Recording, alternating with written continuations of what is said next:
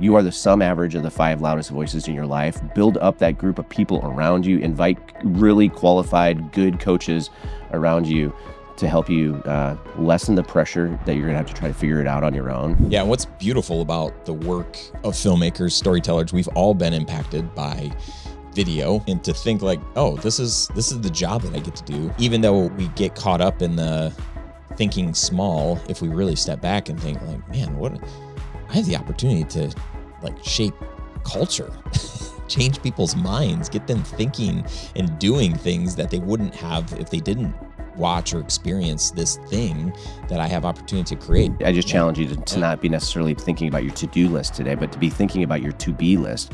Like, what are you called to be? What type of impact are you supposed to make? And stick on that like a dog on a bone, like be committed to that and don't shake it. Don't allow the insecurities of the world and the different circumstances that pop up today to shake you from what you feel like you're called to. On episode 452 of the podcast, wow, 452, we talk about the huge difference between being talented at your craft and knowing how to lead a business. We also talk about why you need to focus on your to-be list instead of just grinding through endless to-dos. And then we also cover how most creatives are leaving money on the table because they're thinking way too small about what they're building. What is up, my friend, and welcome to the Grow Your Video Business Podcast. I'm your host, and this is the show where we help creative entrepreneurs scale beyond the freelance hustle and build a video business that lasts. Today's conversation, I'm really excited about my executive coach, my friend who's an executive coach, Michael King. He's gonna flip the perspective on what it takes to build something bigger than just a freelance gig. So if you've got just a freelance gig, I'm not saying like that's small thinking or it's not worth something. It is, but my hope is that you have bigger vision, bigger dreams for your life than just settling. So if you feel like you're fulfilling your mission as a freelancer, amazing. But if you have dreams of owning something a little bit bigger than a freelance job, career, then I want to help you. I want to help you regardless. But I have built a video production business over the last 20 plus years, going strong-ish, strong to quite strong. Yes, it has been a grind, and this is my opportunity. This show and the masterminds and all the things that I get to be a part of in the world of Studio Sherpas really is designed to be able to help you learn faster, fail faster, and then also become part of something bigger than you, a community of amazing people that I've just had the honor and privilege of being connected with since the beginning of this work that I started doing like 20 years ago. I'm still connected to a lot of those people even today. So if you are brand new here, welcome. I'm glad that you're here. I've got I've got a lot of free resources, and the best way for you to get access to them is to take a first step and check out my workshop where I have cobbled together my biggest learnings and put them in a workshop for you. It's about 45 minutes long, and you can get access to that workshop. It's completely free. If you go to studiosherpas.com/workshop, get access to it there. Watch that, learn from my mistakes, and start building something that is more sustainable, create predictability in your business, in your life. And I'm here to cheer you on and support you however I can. So with that, let's jump into today's episode. Oh, I got some new stuff. I got that light. I'm testing that out. I got this little China ball up there. I'm probably gonna hide that next time. But here we go. All right, let's roll the tape. Let's get out of here. What's up, my friend? Hey, welcome to another episode of the show. With me today is Mr. Michael King. Michael, he's probably like, "What, Ryan, calm down. Let the coffee settle in." Michael is an executive coach. He's a speaker. He's the CEO of Teams.coach. And we're kind of like new friends, fast friends. We were at Social Media Week Lima together. that actually seems like a long time ago, but it was just last month, technically speaking. Got to see him speak, powerful speaker, great presenter, and it was really fun just talking offline, hallway conversations, just hanging out and staying in touch since then. So anyway, Michael, thanks for being here. Really appreciate you spending time with me and my filmmaker friends and all of my other business owner friends, and maybe even my mom. Actually, I don't think my mom's ever listened to an episode of the show. We need to welcome. Let's get this to your mom. Like, let's make that the true north of today. Ryan's mom listening. So it's great. Man, thanks so much for having me. For sure. So let's set the stage for our friends today. What is it like when in your heart of hearts, the work that you get to do, what is like the thing that makes your heart sing? Transformation, without a doubt. Especially in the age of, it's 2025, AI is taking over the world. Apparently there is an alien hostile spaceship that's going to be arriving at planet Earth around November 21st. I think I saw something about that.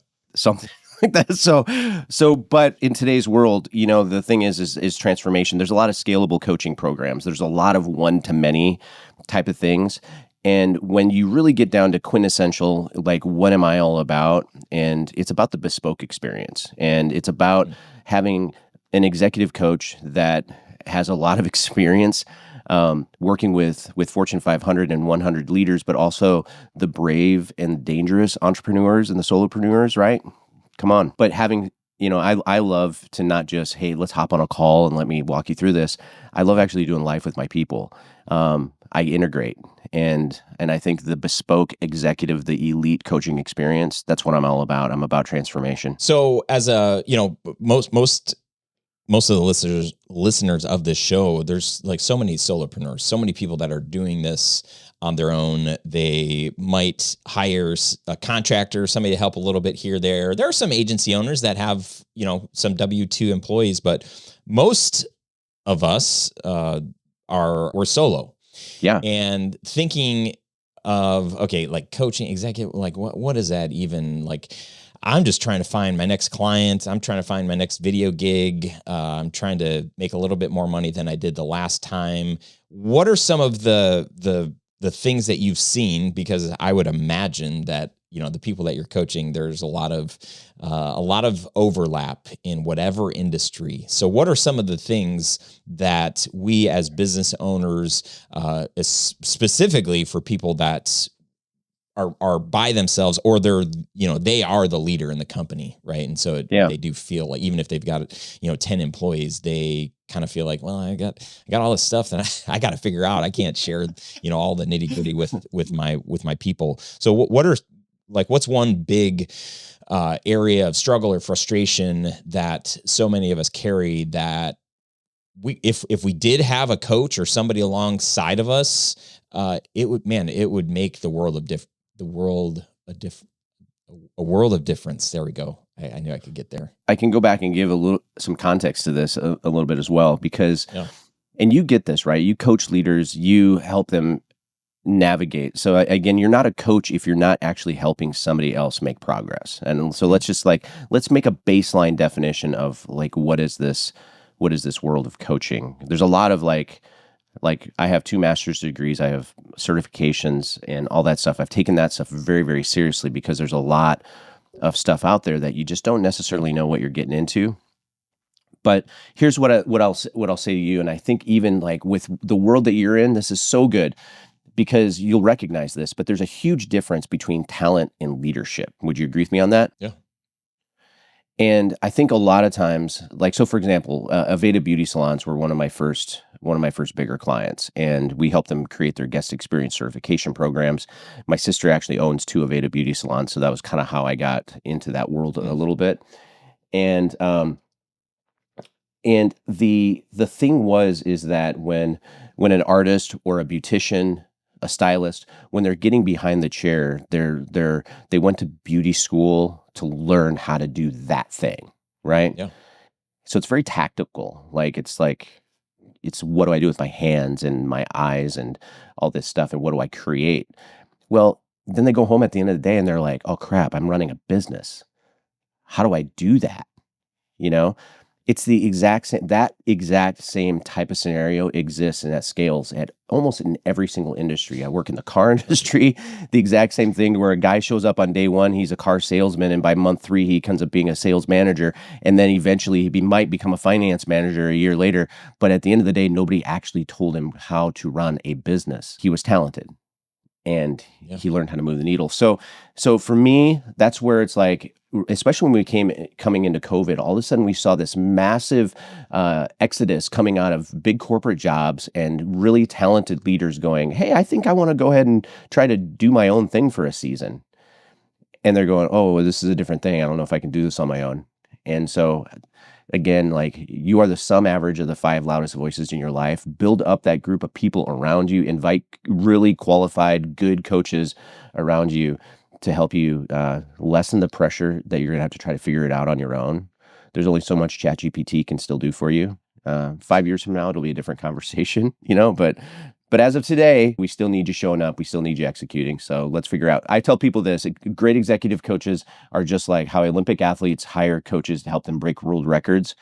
A great executive coach should help you do the same thing for your business. Yeah, that's really good. The idea of like talent and leadership being different things, it reminds me of the fork in the road that I came to. When I started my video business, man, how much I learned in the first 5 or 6 years, it was just like exponential every year. Like, my work just got so much better. But then I got to a point where I was like, man, I'm really good. I wouldn't say that I'm talented. I would just say, like, I've learned how to apply this. I followed guys that were amazingly talented. They could make stuff with their eyes closed that were just like 10 times better than the films that I was creating. I'd be like, man, I don't know if I'd ever, maybe I could get to a point where I could mimic that, but it's going to take me a lot more learning. We had just had our second kid. I had a couple of employees. We had a studio at this point. And so it was like, man, I had to make enough money to pay for all of these extra things. And I had an opportunity to step back and look at what I was doing. And I'm just thinking, I'm like, we've been able to raise our rates over the last few years, but I feel like we're kind of at this like plateau. Like, I can't keep raising my rates because the work isn't justifying that. And then I don't even think the clients necessarily notice the improvement of my work anymore. It's not nearly as drastic. It's not as noticeable. And so I was faced with, okay, I can keep doing that, but we're not going to raise our rates or be able to as much. Or what if I figured out how to run this business better and more efficiently? And maybe I could train more people to be able to mimic what I was doing or get close to that level. And we could keep charging about that much, but then we could be making more money and keeping more money. And that was, I was like, well, become a better filmmaker or become like, actually take this, like, I don't want to call it a side hustle because it was a legit, quote unquote business, but focus on being a business owner. What does that look like? And that was the direction that I took. And that was probably in 2011, something like that. That's great. That made a huge difference. It got me out of the day-to-day of like shooting and editing, which, there's times where I'm like, oh man, I miss part of some of those, moments and things. I'm able to interject myself on certain projects if I want to do interviews or whatever. But, people ask me stuff about the latest cameras and I'm like, it looks cool. I don't know the details anymore. I don't understand that stuff, but that's kind of my journey from, or when I think about, talent and leadership, I guess I stepped into that role of, I'm going to lead a company or build a company. And you started off that this little section with this comment of saying, I don't necessarily think I'm like super talented. I just think I got to be kind of good at like what I was doing. And like that's a pretty big thing that I would like, if I was your coach, by the way, I would hop on that and go, nope, I want you to embrace like how freaking amazing you are. And I'm, now that I know you a little bit, I can actually say that in honesty, you know what I mean? Like you're pretty extraordinary. And when I booked time to coming onto your podcast, like I do a lot of podcasts, and I was like, hey man, I just want to let you know, like your attention to detail It's pretty spot on. Way to go, you know? So, but I just say that to you because of this, because the higher level of talent that you have, the more constructs that you have to have in place to be able to manage that talent. And like, so maybe if there's somebody that's listening, so like today, the best thing that you can do for yourself is to brush off the cobwebs out of your mind, and maybe even just get some of the glaze, some of the clearness out of your eyes, some of the fog, and for you to actually embrace the idea that maybe you are talented, and you start owning that. Because the way that I look at it is when I'm working with a talented person, it's kind of like I live in Omaha, Nebraska, and so there's the Missouri River that runs straight down the border between Iowa and Nebraska, um, and and if you look at how the dam structure, the Army Corps of Engineers is set up on this river, you recognize like, oh, they have to really put a lot of constructs in place to be able to manage the flow of this river, right? I look at talent the exact same way, and so like I have 5 or 6 different constructs in my life because I finally got to the place, like in my 40s. I was a late bloomer, but finally I got to the place where I was like, you know what, I think I'm talented, and I think I actually need to put some constructs in my life to actually manage this. Yeah. Thank you. Thanks for the kind words. And I still wrestle. I'm like, yeah, I guess I definitely have talents. And my wife would say like, yeah, you definitely believe that. But when I think it was really important for me to see that, I could name like all the people I was hanging out with, speaking at different filmmaker events and stuff. I'm like, these guys are like, it's like, I've learned how to play the guitar. I would not say I'm talented, but I know how to do it. My talented friends are ones that they can hear, the first 7 chords or lines of whatever, and they can be like, okay, yeah, I got it. Okay, cool, let's do this. Like that to me, I'm like, oh my gosh, I don't have that. And that's fine. That's fine. Like I've found the things, I think some of the things that I'm able to do with my eyes closed. Like I could do interviews. I could do this podcast with my eyes closed for the rest of this thing. It's because I know how to do it. I think I'm good at it. Yeah, see what I did there? Oh man, lots of plays on words. See what I did? Okay, I'll stop. But does that make sense? Yeah, it does. It does make sense. It makes a lot of sense, and that's where I think again. So and that's the way our minds work. By the way, is that we want to compare. Like when we call ourselves talented, we immediately start to compare to everybody else. But the thing is that like.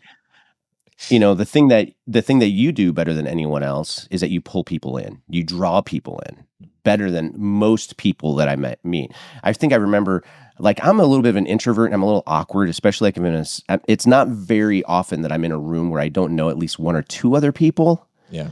Yeah. But when you do go to these conferences and you fly out into the middle of Ohio to where it's like, you're in a small town. If the Uber driver says, maybe I'll pick you up, I don't know, but but when I come up to you and I ask you, like we're standing in the lobby at the hotel or something, I said, so tell me a little bit about yourself. What do you do? And do you remember what you told me? No. You're like, dude, that's boring. Let's talk about something different. Sounds about right. But then you led off with like some really, really meaningful conversation. We started dialing in, talking about family and kids and all that stuff, and it was good. So again, we like getting out of that comparison camp, dialing in, like, okay, cool. Like, what is your true north? What is your true talent? What is the thing that you do better than most? Yeah, build it. Yeah, fearlessly. I think for pretty much everybody that I've met that's gotten into video and telling stories, there was no strategy behind it. It's like we picked up a camera because somebody was like, hey, can you shoot this thing? We did it. And it was like, oh, this is like pretty good. And people were like, this is amazing. And you're like, that was actually pretty fun. So then you start charging for it and you do more and you're just like, man, this is really fun. And then you're running a business and pretty much everybody I talked to, like nobody had a business before doing this. This was like the thing. So knowing how to run a business, it's like we're barely figuring it out, right? As we're going, and it's not easy. It's not easy. Most of us didn't go to school and major in business and whatever. So we find ourselves in the middle of trying to figure out, taxes and how to find our next client and hoping that our work sells itself and that, the thing can just keep going. And man, I'm talking to a lot of filmmakers lately where they're just like, I don't, it's a lot of work. Now we're fighting against AI and all of, and we're seeing more things than probably are actually true, or we're just believing, things that, if we're just sitting back and not trying to figure out how to pivot and lean into what's going on, then it's going to be even harder to run these businesses that we're still trying to figure out how do we run this business.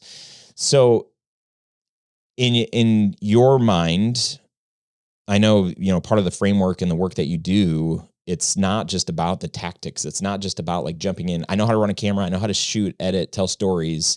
But there's more to the story, and capturing some kind of a vision or an understanding of like, where do I want to go? Where do I want to take this thing? Can you walk us through some of that? Yeah, I think, and that's where I think a lot of times we fail. It doesn't really matter like what business that you're in, but I use the analogy that, most leaders, they do kind of probably what I do is the alarm clock goes off at whatever time it is, 5:30 in the morning, Ryan, what? I don't know.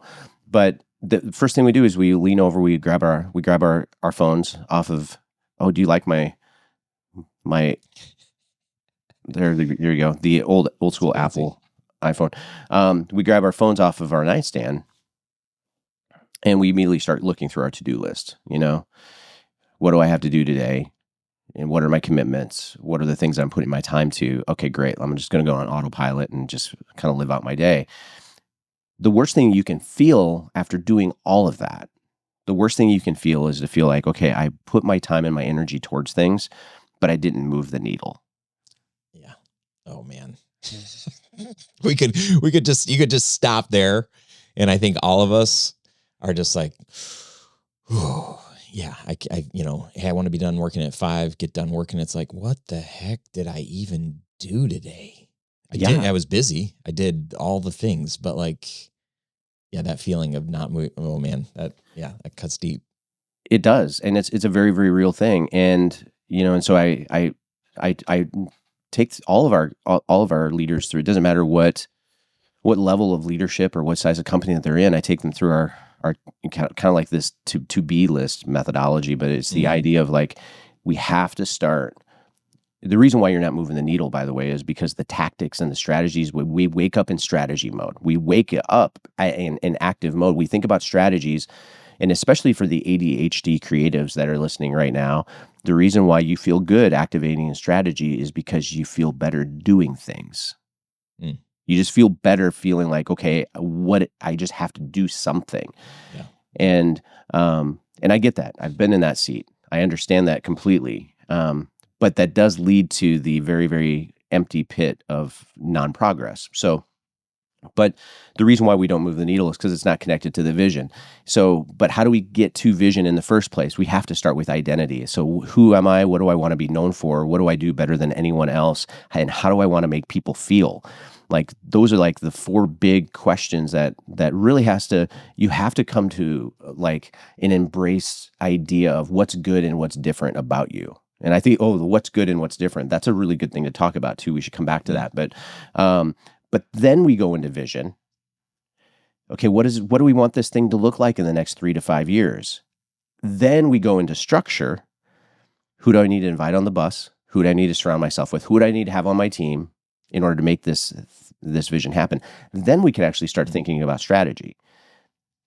Because here's the thing, is that where burnout happens so often, especially in solopreneur and entrepreneur world, is that you're in this by yourself. You don't have to be.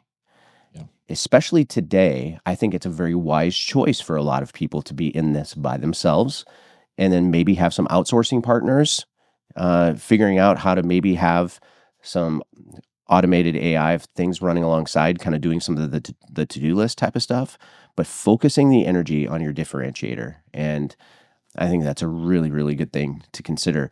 But yeah, exactly. That what you just talked about, the idea of like, when I think creatives you can get so caught up in just thinking about the thing that you do that you forget about the thing that you're trying to build, and you end up losing traction along the way. Mm-hmm. Well, I would also add, a lot of people, there's just not time to think about what am I trying to build. Like it's the question is, am I gonna make enough money to pay all my bills this month? And then That's so good. how am I going to find clients for next month? It's like, if you ask 80% of the filmmakers that I'm surrounded by and people I'm coaching, a lot of them would be like, I don't have any runway outside of, the 2 projects that are currently in my lap. And I'm too busy working on them to even start thinking about, I don't have time to hop into LinkedIn and start connecting with people. And so to even So good. come up with any kind of a vision, it's like I'm stuck in the weeds and I'm stuck. I've got to edit this project and that's going to take me all of next week and maybe a little bit the week. And then I've got to answer emails in the meantime. I think I'm stressing some people out as I'm sharing exactly what I'm starting to breathe a little deeper too. I'm like, let me catch my breath, Ryan. Right, but even as you're sharing that though, I mean, because again, there's certain things that you can do that anybody else can do, but there's certain things that you can do that only you can do. And I bet you when you were growing and you decided, okay, it's time to scale, it's time to grow, it's time to embrace structure. I bet you kind of started going through the checklist of going, okay, what can I give away? Yeah. I mean, as somebody who, and maybe I'm misunderstanding the context, but when it comes to selling or pitching or anything like that, I want people to feel like I'm giving value so that I don't feel sleazy or anything like that. If I can get them to feel like, oh man, like, yeah, like that, this guy's, I've gotten so much. Where can I give you money? How can I do that? Yeah, there's that. But what I was thinking about was just the idea of like, when you're in that by yourselves and you're thinking about all the stuff that you have to do just to be able to just to pay the bills, and so you don't have the time to be able to think about what the future can look like or what you're trying to build. Well, the reason why we get like that in the first place is because at some point in time there needs to be some sort of mechanism in the way that you think or in your operational process that says, when I get to this point of capacity, this is when I start outsourcing. This is when I start taking the things that other people could be doing and I give it away. I start outsourcing. I start maybe bringing on one person on my team, because you have to create the bandwidth for future thinking. And that's where people get stuck. You have to, if you're going to build, and if you're going to, because I love what you just shared though, by the way, about just you want to be able to bring value, et cetera, to the table. You don't want the sales process to feel sleazy. But no matter what, there's a certain level of intentionality that you have to bring to the table to recognize, okay, when do I need to create bandwidth for future thinking so I can create the experience that attracts people to what I do? Mm-hmm, mm-hmm.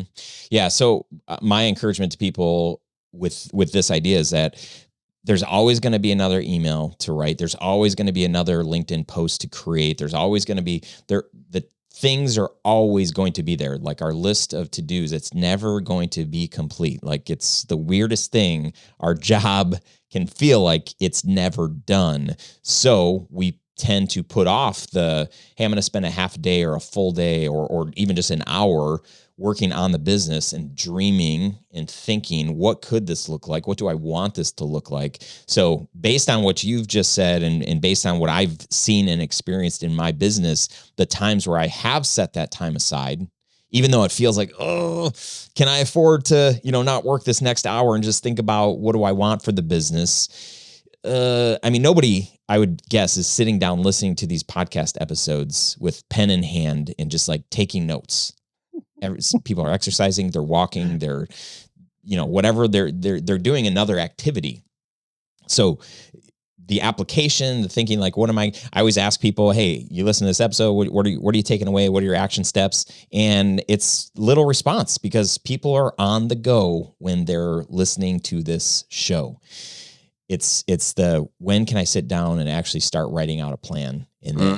And then, based on what you're saying, it's like, okay, how do I stick to this plan? Who do I need to surround myself with that's going to help me execute, keep me accountable, et cetera? Yeah. I mean, because you think about the framework, or you think about the blueprint that you need to have in place in order for you to truly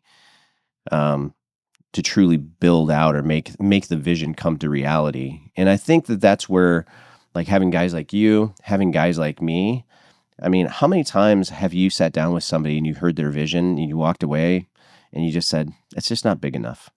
Yeah. Yeah. And that's like why I do what I do, is because people bring me in, companies bring me in because I'm able to sit down with their leaders and go, you're leaving too much on the table. It's not big enough.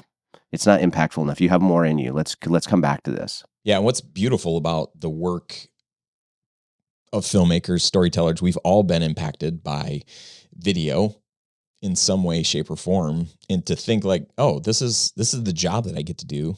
So even though we get caught up in the thinking small, if we really step back and think like, man, what I have the opportunity to like shape culture, change people's minds, get them thinking and doing things that they wouldn't have if they didn't watch or experience this thing that I have opportunity to create. So I just love that idea of most of us are thinking small. Mm-hmm. Most of us are kind of forgetting the potential impacts that we could have, not just, I mean, both in the business, making money, having employees, paying employees, doing things like going on vacation with your family, like all these cool things, but then also the actual output of what we're creating for our clients. Like, so it's kind of like twofold. We get to have an impact in multiple areas if we really want and see it that way. 100%. And there's, especially in your space, and I know like there's the AI disruptors, and so that you probably have a lot of people that are kind of questioning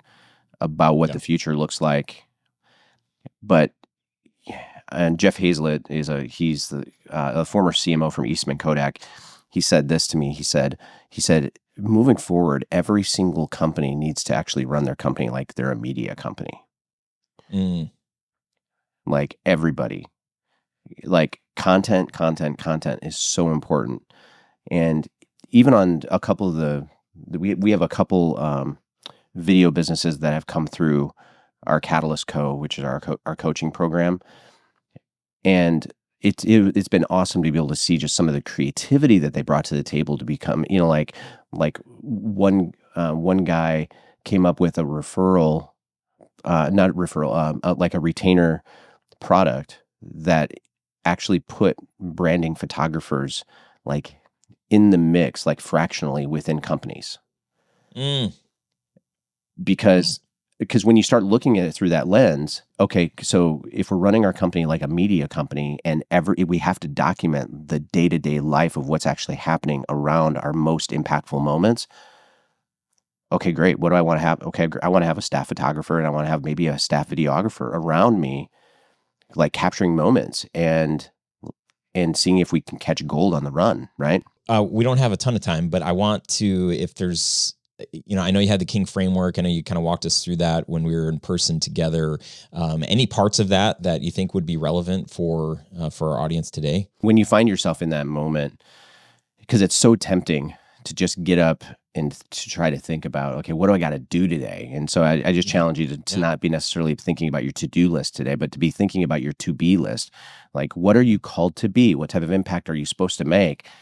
And stick on that like a dog on a bone, like be committed to that and don't shake it. Don't allow the insecurities of the world and the different circumstances that pop up today to shake you from what you feel like you're called to. And the reason why we even I run a couple companies, but one of them is called Teams.coach. Really the reason why I hopped in with Teams.coach being my first executive coaching vertical of working with executive teams is because we're just better together. And I thought, back in 2015, 2016, after the experiences that I was having, I thought, if there's one thing that I feel like I can help the planet move a little bit better and grow, make a bigger impact, is that if I could work with some of the world's top executive teams and really help them optimize, help them not leave anything on the table, help them streamline, help them lead at a different level, I think I can make a big difference. And guess what? I did, And so it doesn't matter what size of business that you're at, whether you're a solopreneur or whether you're running a small business, the reality is that the people that you surround yourself by will determine the future of your business. And so choose wisely, but think about structure. Think about building a team, even if you're not paying them, if they're just, collaborators, whatever it is. But thinking about getting outside of the solo box. I love that. One of the first things I remember, I launched my business. We were living in this little bungalow in Royal Oak, and I had, I think it was 5 guys that were in my life in different capacities: former boss, the pastor from our church, business leader friend of mine who's a decade older than me, built this really successful business. And I'd asked all these guys, I said, hey, will you kind of like be my board of advisors and like just come, can I host dinner one night at my house and you can ask me some questions about the business. I can share about where things are at, and you can just poke holes in things and whatever. And so I hosted this night, and it was amazing. Like having these guys ask me questions that I was like, oh, wow, I never thought of that. And I did that a handful of times with these guys. Nobody wanted money. These were all just people in my life that wanted my wife and I to win, in life and in this business. And so to the point that you're saying, it's like, yeah, if you can't afford, or you don't think you can afford a coach, like who is in your circle that would speak truth and that would that has experience and that wants the best for you? There are people out there that would gladly come alongside and help guide you. Brilliant. I love that. Well, what are we leaving out? We're gonna end this episode, and you're gonna walk away and just be like, "Oh man, Ryan, the gold nugget, the one thing that I'm like, oh, this, I would feel so terrible if we didn't talk about this or share this with your people." The only thing that I was thinking about was that, back at the beginning of the interview, I told you, I said, hey, let's talk about the good and the different. And so, did you ever listen to the Nate Land podcast? No. So Nate Bargatze, he's a comedian. He has this, he has a Nate Land podcast. And so he had, okay. So I do see clips of it. I don't listen to the show, but yes, I've seen clips from, yeah. So good. I mean, there was a great leadership moment that popped up a couple weeks ago. But he had this comedian on the podcast from like the 1980s by the name of Yakov Smirnoff. Do you remember that guy? Anyway, so this guy was like right at the peak of like Letterman and Leno and Jerry Seinfeld and all those guys. Anyway, so he really made it big in the 80s. And so he was telling a story about making it big out in LA in the 80s. And I'll just kind of cut to the chase, but he had this showcase out in LA, and the person that he was supposed to do the showcase for didn't show up, but the club manager was there. They heard him do his set, and they invited him to come back the next night to be on this bill. And it was that night he was on this comedy bill. I think it was with Robin Williams, Richard Pryor, and Jerry Seinfeld. Gosh. And then he opened up the set that night, right? And he went back and asked and said, like, why did you choose me? Like, he's this Russian guy, Russian immigrant dude. And the club manager said, it's because you're good and you're different. And there's always room for good and different. And when he said that resonated with me. I was like, that's power right there. There's always room for good and different. I love that.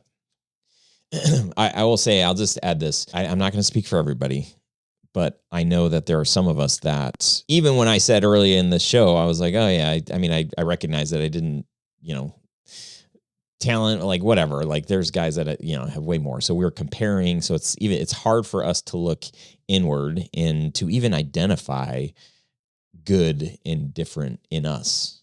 It's easy for me to look at you and others and just like, oh yeah, like this and this. Right. And that's why, we're talking about getting people in your life to be able to help you point to, and when you said that nice stuff about me, I'm like, okay, yeah. All right. Yeah. Okay, sure. Might arm wrestle you on a couple of those things, but still I'm like, okay, I can receive that.